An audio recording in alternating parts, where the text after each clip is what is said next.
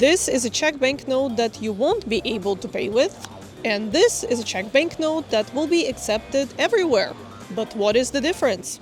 In this video, we are gonna talk about money. We're gonna tell you how much money will you need in Prague, what's up with the ATMs and where to exchange money, and a lot more. But first, let's address this pressing issue.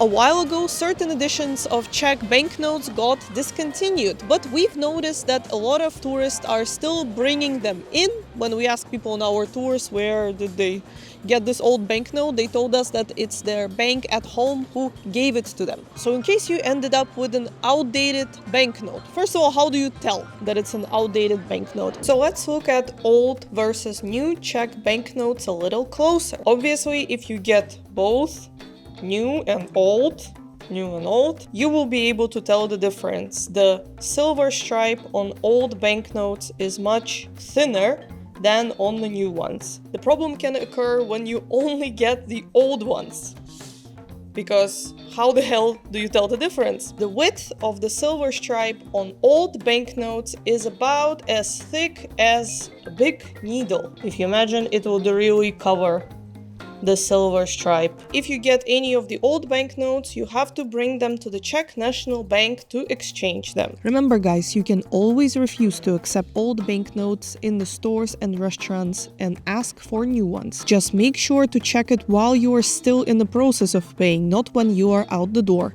So just to be safe, let's go through the actual Czech crowns you are going to be using. To make sure you guys know how Czech money looks like, we are going to go through it together. And let's start with the smallest coin, and that's going to be 1 crown. Look at it, how cute. It has a little crown on it.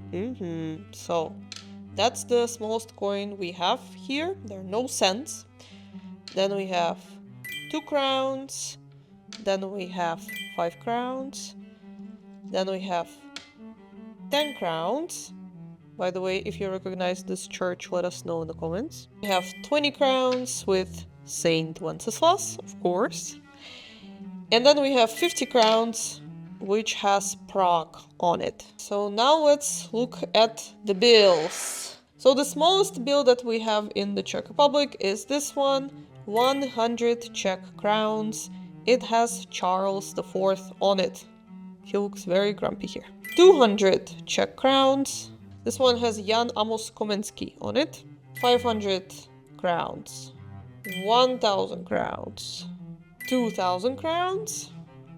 And then 5,000 crowns. This one is with Tomáš Garrigue Masaryk, and it is kind of rare. You just don't see it very often. Let's talk about euros. As you know, Czech Republic is in the European Union, but euro is not the main currency here. The main currency is called Czech crown. This is what you will use to pay for things in 100% of cases. Some restaurants and shops accept euros, but at their own exchange rate, which sometimes is bad, sometimes it's good, sometimes it's even better than the Czech National Bank, like in the case of the Havel's market. Another thing maybe we should mention is that when you pay by card, they will ask you if you want to pay in crowns or in euros, or sometimes in dollars as well. And we recommend always paying in the local currency, so Czech crowns. I hope this person will not crash, because if they will, they are dead instantly. Now to one of the most popular questions. Can I pay by card everywhere in Prague?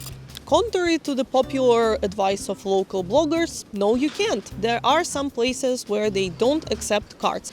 If you want to put a number on it, in 90% of the cases you will get away with paying by card, but in 10% you will need cash. I know why those bloggers give you this advice. They don't mean any harm. It's just they don't work in the city center of Prague, so they have very little experience with it. But there are some cases where you won't be able to pay by card. For example, street vendors, certain restaurants that don't accept cards, only cash, and also public toilets that are not all modernized to accept wireless payments. So yes, you will need to have some cash on you in Prague just in case. The question is how much and where do you get it? You will have to go to an exchange place. There are many of those in Prague. Some of them have pretty bad exchange rates and some of them are okay. We usually go to two streets in the new town, Nekazanka and Panska. They're right right next to each other, located 5 minutes from the Wenceslas Square. Before you go into any of those exchange places, though, you will need to compare the buy rate that they have there with one in the Czech National Bank. If you are too scared that you are not gonna handle your exchange place experience, you can always go to the bank. It is a safe choice, but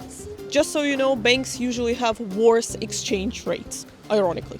Or you can simply withdraw Czech crowns from an ATM. That cannot be too difficult, right? Some helpful tips for using ATMs in Prague. Try to pick one which is attached to a bank. In case your card gets eaten or you receive less cash, you can always take it up with a bank as opposed to a freestanding ATM, which is like a pirate ship cruising through the streets of Prague. There's a certain ATM in Prague which is notoriously famous for interesting activities that rhymes with churro debt. We will not be able to say actual name, but you can remember it. Churro debt. If you know what I'm talking about, just write it in the comments. We are not telling you not to use those ATMs. Oh no, we don't want any trouble. And also because sometimes you don't have any choice. It will be the only ATM on your street. When you are withdrawing money, remember that most ATMs will ask you to accept or decline conversion. Conversion will mark up the total sum, so it will save you money if you decline it.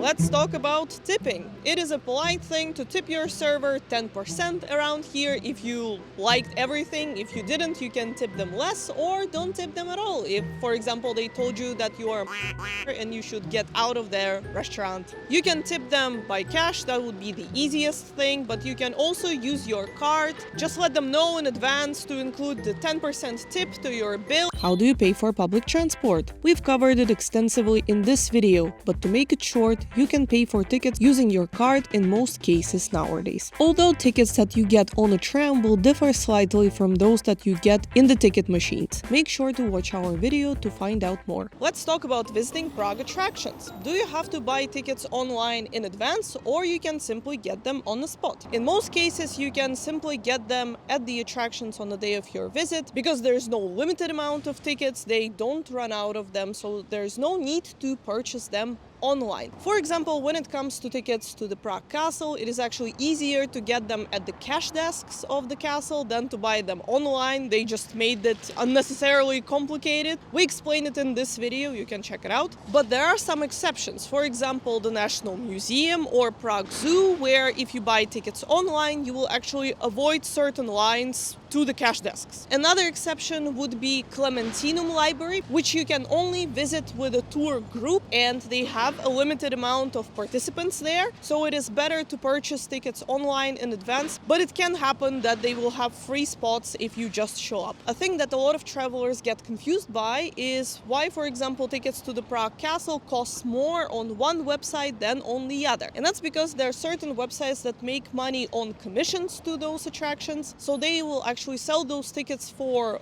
bigger price than what they would normally cost if you buy them on the official websites or at the cash desks to those attractions. And finally, let's talk about how much money do you need for your visit to Prague per day. We are going to be covering the average prices. You will for sure be able to go more budget and spend less money or spend more money. It's always a possibility. So when it comes to food, we think that you will need about 1,000 crowns per person, and we are counting breakfast, lunch and dinner. Usually it is around 300 crowns per meal, so one plate of food and one drink. You will also probably want to have some water or coffee throughout the day, so we will add 100 crowns on top of that. When it comes to attractions and tours, we think you will need about 1,000 crowns because most tickets to attractions cost from 300 to 500 crowns and tours are about the same. That makes it 2,100 crowns per day. We will round it up to about 100 euros, so 2,500 crowns per person per day. Thank you guys so much for watching this video. We hope that now you know how to handle your money in Prague, and as always, we will see you in our next one. Bye!